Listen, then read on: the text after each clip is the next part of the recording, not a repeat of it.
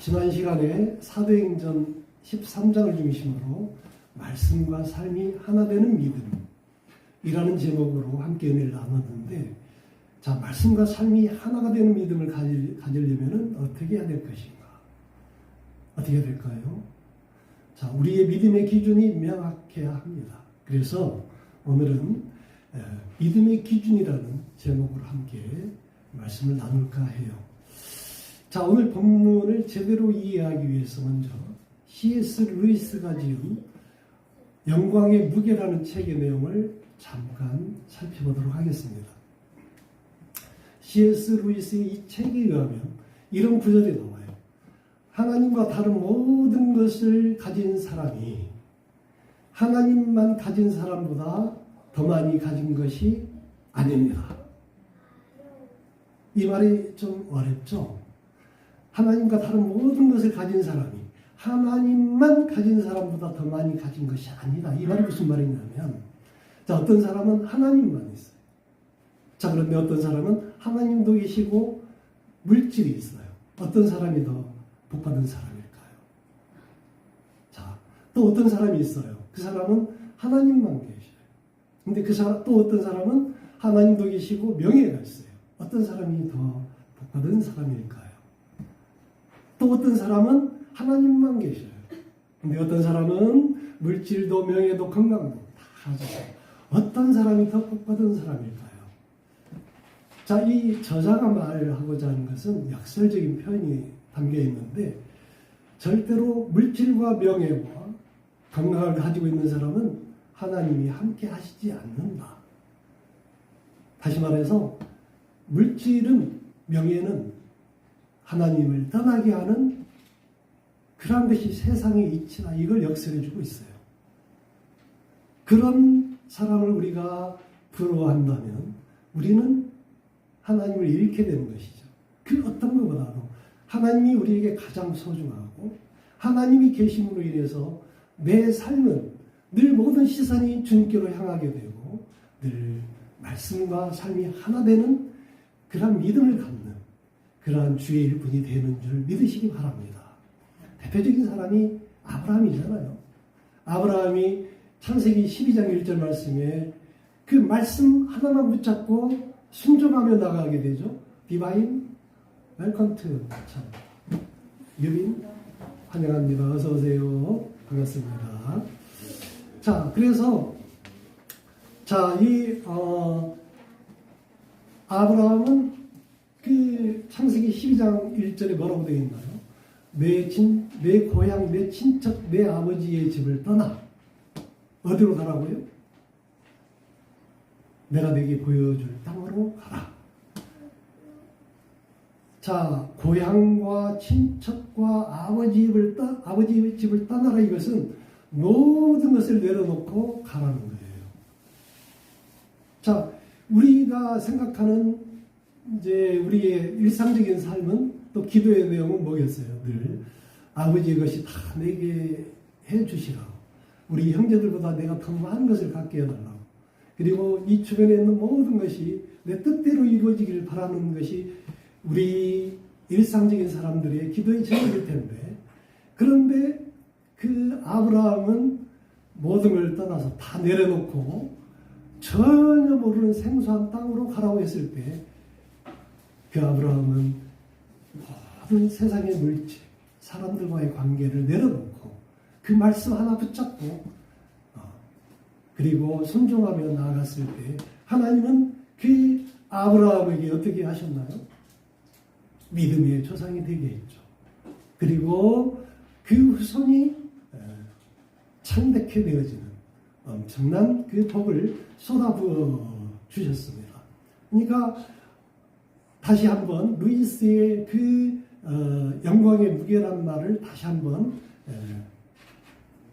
아브라함을 통해서 설명을 드린다면, 우리가 물질과 명예와 건강을 위해서 기도하게 되면 하나님은 모른다 하실 거예요. 그러나 늘 우리가 하나님의 모든 시선을 맡기고 우리가 하나님이 우리의 모든 기준이 되어졌을 때, 그런 삶을 사는 자들에게는 하나님께서 아브라함처럼, 그리고 솔로몬처럼 구하지 않는 것까지도 모든 것을 채워주시는 분이 바로 우리의 하나님이신 줄 믿으시기 바랍니다. 자, 왜 제가 이런 말씀을 드리냐면, 오늘 말씀의 주인공, 그동안에 쭉 제가 사도행전을 통해서 사도 바울의 그 선교 일정을 이렇게 말씀드렸을 때 의아한 생각이 들 거예요. 왜 바울은, 왜 바나바는 끊임없이 환난 속에서 그들의 일정을 그렇게 이끌고 있는가? 왜 하나님은 그들을 모른 채 하실까? 라고 생각하게 되면 우리의 믿음이 흔들릴 수가 있어요. 자, 그러나 우리가 하나님의 모든 것을 맡기고 나아갈 때 하나님이 바울과 바나바를 통해서 어떻게 우리에게 말씀해 주고 있고, 그것을 통해서 우리에게 주어져 있는 환난의 문제, 고난의 문제를 어떻게 극복을 해야 되는지, 그리고 우리의 올바른 신앙은 어떤 것이 우리의 인생의 기준이 되고 믿음의 기준이 되었을 때 하나님이 비로소 우리를 사용하시는지, 누구처럼요? 아브라함처럼 사용하시는지, 이것을 오늘 본문의 말씀을 통해서 다 같이 함께 은혜 나눌 수 있기를 바라겠습니다. 그 어떤 것이 아니어도 하나님만으로도 만족할 수 있는 것을 하나님은 우리에게 바라고 계세요. 하나님만으로도 만족할 수 있는 삶이 바로 저와 여러분의 삶이 되어지시기를 주님의 이름으로 축원합니다. 그 사도 바울은 그래서 수많은 사람들이 적개심을 드러내고 방해하고 해방하고, 심지어는 죽이기 위해서 돌로 이렇게 이제 던지는 그런 공격을 받잖아요. 왜 성경 가운데 유대인들은 스데반을 돌로 쳐 죽였고, 또 오늘 본문의 말씀에서 사도 바울을 돌로 쳐 죽이는가? 유대인들의 그 형법에는 사형을 시키는 두 가지 방법이 있는데, 하나는 돌로 쳐 죽이는 방법이 있고, 그리고 십자가 형틀에 매달아 죽이는 방법이 있어요. 그러니까 돌로 쳐 죽였다는 것은 합당하게 사형을 집행했다는 것을 역설적으로 유대인들은 표현한 거예요. 자, 그런데 성경 가운데 목배임을 당하죠. 사도 바울은. 그것은 유대인의 법이 아니고 로마인의 법이에요. 자, 그런 차이가 있다는 것을 일단 전제를 하고, 자, 오늘 본문의 말씀 1, 2절을 다시 한번 묵상해 보도록 하겠습니다. 1, 2절 다 같이 묵상합니다. 시작.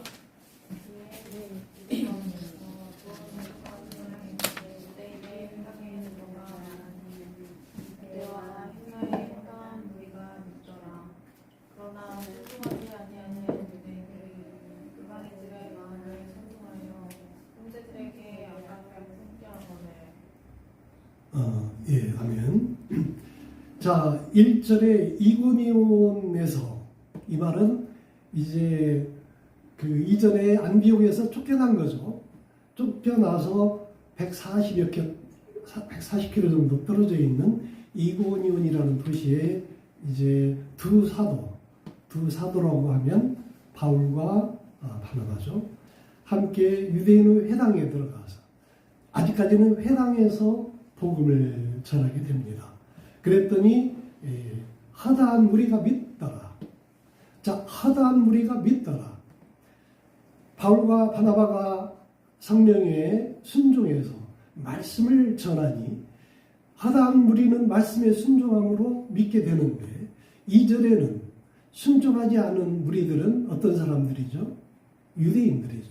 그들은 믿지 않아요. 믿지 않고 바울과 바나바를 공격하죠. 자, 이런 공격하는 사람들과 또 믿는 사람들, 이 두 부류로 두 가지 현상이 나눠지게 되는데, 그 이유는 유대인들은, 여기서 말하는 유대인들은 유대교를 믿는 사람들이라고 생각하면 돼요. 유대교를 믿는 사람들은 지금도 마찬가지지만 예수님을 인정 안 해요. 절대로 인정 않습니다. 그들은 오로지 모세 오경이, 그 율법이 모든 믿음의 기준이 되는 거예요. 따라서 모세 오경을 그들의 믿음의 기준으로 삼는 그들은 예수님을 인정 안 하는 거죠. 따라서 자, 오늘 사도 바울이 계속해서 복음을 전할 때 복음의 핵심 내용이 세 가지라고 했어요. 그게 뭐였죠? 첫째는 예수님이 바로 하나님의 아들이고 그리스도이시고 우리의 메시아이다 라고 전하는 거예요. 자, 그런데 그거를 유대인들은 절대 용납할 수가 없는 거죠. 또 율법으로 구원을 받는 것이 아니고 무엇으로 구원을 받는다? 예수님을 믿음. 따라서 율법으로 구원을 받는다고 했을 때는 자, 유대교 사람들에게는 늘 자기들의 신앙의 중심이기 때문에 믿음의 기준이기 때문에 당연한 거지만 율법은 하나의 도구이고 절대로 그것이 전부일 수 없고 예수님을 믿어야만이 유대인들이 믿지 않는 예수님을 믿어야만이 오로지 구원을 받을 수 있다고 하니까 참을 수가 없어요. 그래서 처음에는 그냥 사도 바울이 그 안디옥 교회에서 베시디아 안디옥 교회에서 그러한 복음을 전할 때는 그냥 조그마한 찻잔에 태풍 이려니 생각을 하고 그냥 놔뒀어요. 그런데 갈수록 바울과 바나바의 복음 이게 강해지고 확산되어지고 많은 사람들이 믿게 되므로 이들은 이걸 그대로 용납해서는 안 되겠구나 라고 생각을 하고 이제 바울과 바나바를 쫓아옵니다. 그 안디옥에 있는 그 유대교 강렬한 유대교 그 유대인들이 바울과 바나바를 쫓아와요. 그래서 그들을 해방해도 안 되고 해방하니까 어떻게 됐죠? 오늘 본문 5절에 보면 이제 돌로 쳐 죽이려고 하니까 바울이 도망가요. 그동안에 바울은 절대 도망간 일이 없었어요. 늘 그들과 함께 끊임없이 복음을 전하고 또 전했는데 이제 5절에서는 14장 5절에서는 도망을 가요. 도망을 가는 것은 그들이 두려워서가 아니에요. 성령님이 인도하시는 거죠. 어떻게 인도하는 것이냐면 자, 다음 지역 이고니아로 향해라. 거기에 가서 복음을 전해라. 그래서 거기에 순종하고 이고니아에 와서 이제 복음을 전하는데 다시 또 쫓겨가는 거예요. 어디로 가냐면 이제 120km 떨어져 있는 루스드라라고 하는 지역으로 이제 바울과 바나바가 왔는데 거기는 회당이 없어요. 회당이 없어서 이제 거리에서 이제 말씀 복음을 전합니다. 자, 그랬을 때 그 거리에는 어떤 사람이 있었느냐? 나서부터 오랫동안 지금까지 안전뱅이가 이렇게 구걸하고 있는 거죠. 어떤 장면하고 유사하죠? 사도행전 10장에 나오는 그 베드로와 그렇죠. 베드로와 누구죠? 베드로와 안드레가 아니고 그 두 사도가 상점 미문에서 구걸하고 있는 그런 안전뱅이에게 예수 이름으로 일어나 걸어라. 아니 일어나서 걸었고 이제 그런 일들이 벌어졌잖아요. 자, 이런 일들이 루스드라에서 똑같은 비슷한 상황으로 안전뱅이가 일어나 걸어라 하니까 일어나서 즉시로 걷는 거예요. 이걸 보고 루스드라의 많은 사람들이 이 사람들은 신이다 라고 이렇게 생각을 하고 그들에게 제사를 지내려고 하고 또 그것이 아니라고 사도 바울은 그들을 따돌리고 이제 그들에게 온전한 복음을 더 확고히 전할 수 있는 그런 환경을 갖게 돼요. 다른 바예수라고 하는 사람은 어떻게 했나요? 그들이 자기를 신으로 생각하니까 당연하게 자기는 신인 것처럼 대접을 받고 서기오 바울로부터 시작해서 많은 사람들은 영을 미혹되게 하는 그런 일을 했지만 사도 바울은 그걸 절대로 자기 앞에 제사 지내지 못하게 막고 오로지 복음만을 그들에게 전하기 위해서 이제 하죠. 그리고 결국은 쫓아온 유대인들이 그런 장면을 보면서 눈이 뒤집힌 거예요. 자, 그 이고니아에서는 죽이려고 돌을 들고 쫓아들었지만 루스드라에 와서는 실제로 죽여요. 돌을 던져서. 자, 그런데 그리고 시외로 바울을 죽었으니까 바울을 이제 버립니다. 자, 그 바울이 대충 죽은 척 했을까요? 돌로 맞아서 어디를 맞았을까요? 머리고 뭐 얼굴이고 할 것 없이 주로 그런 데를 돌로 공격하지 않았을까요? 처참하게. 그래서 누가 봐도 이 정도면 죽었겠거니 생각을 하고 시외로 버린 거예요. 자, 그랬는데 그런 바울이 어떻게 되죠? 오늘 말씀 어디에 나오나요? 19절에 보면 그 바울이 일어나게 됩니다. 바울이 일어나게 돼요. 자, 일어나서 다시 자기를 죽이려고 했던 도시 루스드라로 다시 돌아가고 다시 데베로 돌아가고 이고니아로 돌아오고 안디옥으로 돌아오는 이런 말씀이 이제 오늘 본문의 말씀인데 자, 이 말씀에 대해서는 잠시 후 다시 함께 나누기로 하고 전능하신 하나님이 오늘 1절, 2절 말씀을 통해서 우리에게 전하고자 하는 것은 뭐냐면 어떤 것이냐면 순종하는 사람들에게 하나님이 우리에게 보여주시고자 하는 특별한 뜻이 있었어요. 그것은 뭐냐면 바울이 말씀을 성령의 순종함으로 말씀을 전하니 믿더라. 단순히 믿더라.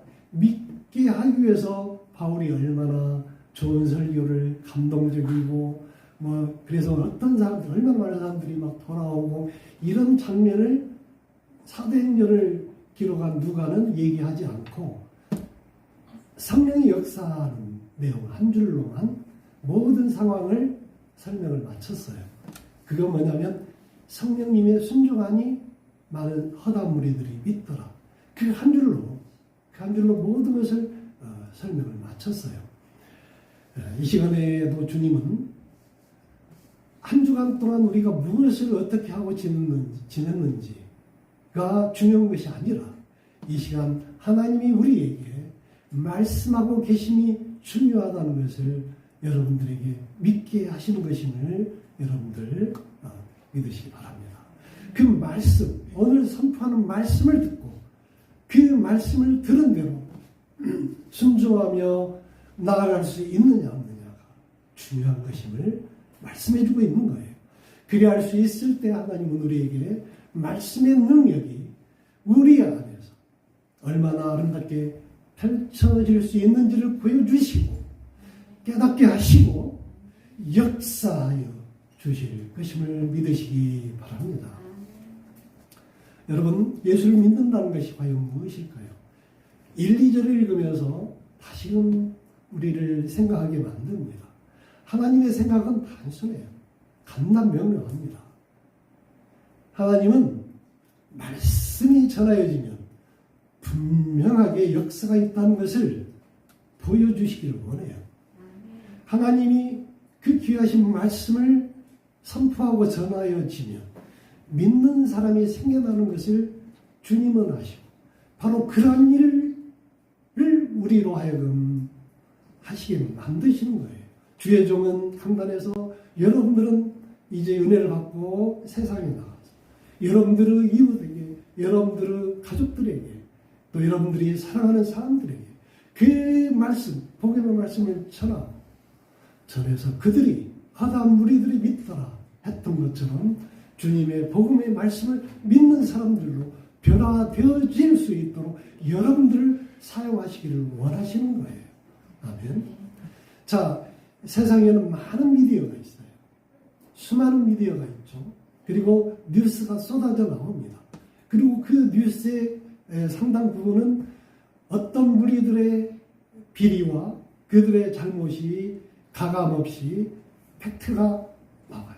그러면 그 팩트를 가지고 우리가 쉽게 판단하면 되는데 그 팩트를 판단할 수 없도록 또 동시에 그 뉴스가 나온과 동시에 상대방의 무리를 공격하는, 그래서 그 진실을 호도시키는 잘못된 뉴스를 또 이렇게 같이 퍼뜨리게 되면 우리는 양비론에 빠지게 되고 어떤 것이 사실이고 어떤 것이 허위인지를 알 수가 없게 되는 그런 그 뉴스 또는 수많은 미디어를 접하게 돼요. 심지어는 딥페이크라는 것 때문에, 그 딥페이크가 뭐죠? 뭐 유명한 사람들의 얼굴과 그런 동영상이나 사진하고 접목을 시켜서 마치 우리의 선생님이, 마치 우리가 잘 아는 연예인들이 그들이 그런 행위를 하고 그런 모습을 보여주는 것처럼 현혹시키는 그런 딥페이크가 만연하고 있어요. 그러나 그 모든 잘못된 미디어는 분명한 메시지가 있습니다.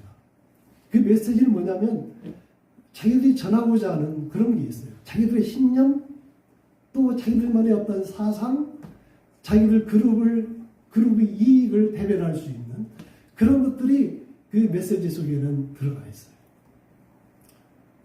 그게 미디어의 성격인데 하나님께서도 우리를 향하신 가운데서도 똑같이 그러한 미디어 원리를 우리에게도 적용하시기를 원하신다 라고 저는 1절, 2절을 보면서 그런 생각을 하게 되었어요. 자, 하나님의 그 메시지를 전하는 미디어가 우리를 그런 미디어로 사용되어지시기를 주님은 원하고 계십니다. 자, 오늘 1절, 2절을 중심으로 다시 한번 보시게 되겠는데, 그러면 하나님이 메시지를 통해서 우리에게 전하고자 하는 것은 무엇일까요? 그것은 복음입니다. 하나님의 나라이고 무한하신 하나님의 사랑입니다. 아멘. 아멘입니다. 자, 그래서 다시 1, 2절로 돌아와서 바울과 하나님의 뜻을 온전히 전하기 위해서, 그 사명을 전하기 위해서 얼마나 많은 노력을 기울였을까? 사도 바울은 또 얼마나 다양한 스토리가 있었을까? 자, 이런 것을 오늘 사도행전을 기록한 누가는 관심이 없었어요. 오로지 누가가 이 본문의 말씀을 통해서 우리에게 전하고자 하는 것은 뭐였냐면 하나님의 말씀을 전하였더니, 또 하나님의 말씀을 전하기 위해서 우리가 그런 입이 되었더니, 또 말씀을 전하기 위한 미디어가 되었더니 많은 사람들이 믿더라. 아멘.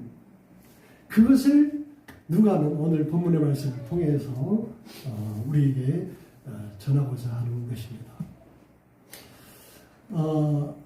우리의 믿음의 기준은 바로 하나님의 복음을 얼마나 정확하게 온전히 전할 수 있느냐 없느냐, 이게 있음을 믿으시기 바랍니다.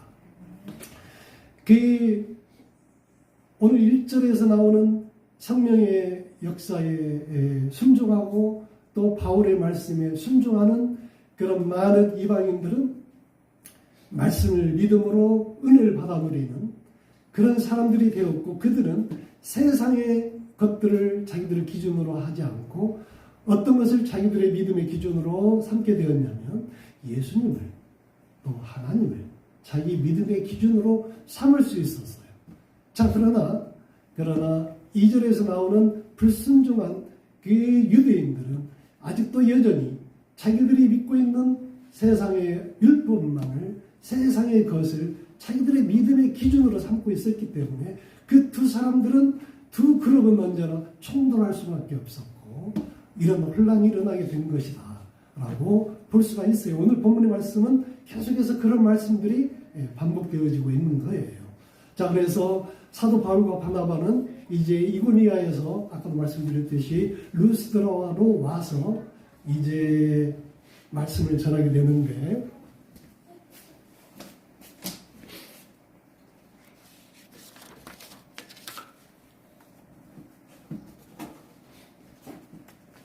잠시 이게 혼란이 일어났어요. 네, 미안합니다. 미안합니다.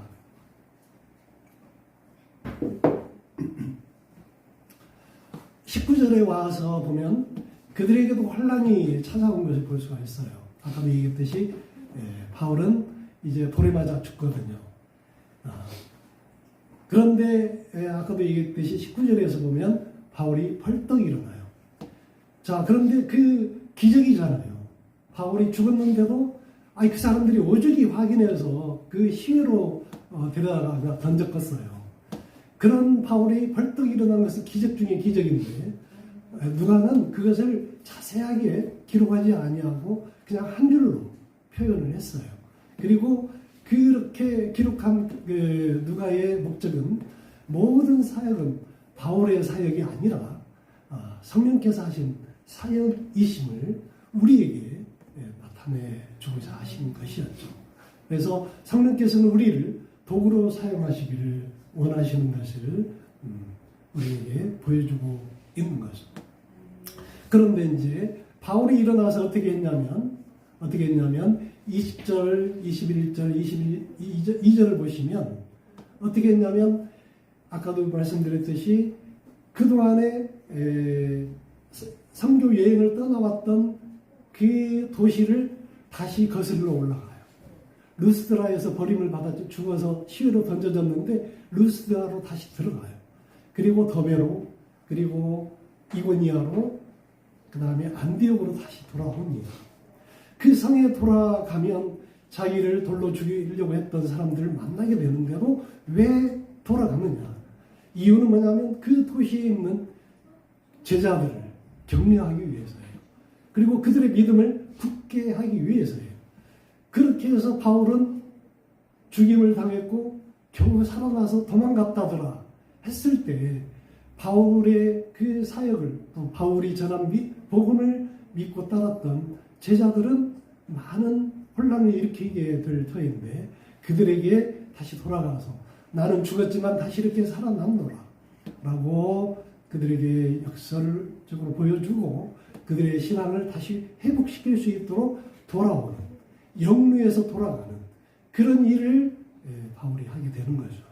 그 일을 통해서 어떤 놀라운 일들이 일어나게 되냐면 디모데전서 후서를 기록한 정말 사도 이상하게 사도의 역할을 했던, 그리고 예루살렘 교회와 안디옥 교회 부흥을 다시금 제2차 부흥을 이끌었던 디모데를 만나게 돼요. 디모데를 키우게 돼요.